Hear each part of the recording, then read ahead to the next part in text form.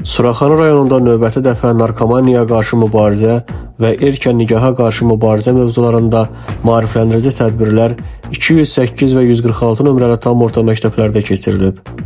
Tədbirdə Suraxanı rayon icra hakimiyyətinin nümayəndəsi Novruz Əhmədzadə, rayon polis idarəsinin ictimai təhlükəsizlik şöbəsinin rəisi polis polkovnik leytenantı Zaur Qədirov, yetkinlik yaşına çatmayanların rəisi polis polkovnik leytenantı Əfqan Ağayev, 31-ci polis şöbəsinin rəisi polis polkovniki Ülvi Məmmədov, məktəb direktorları, şagird və müəllimlər iştirak ediblər.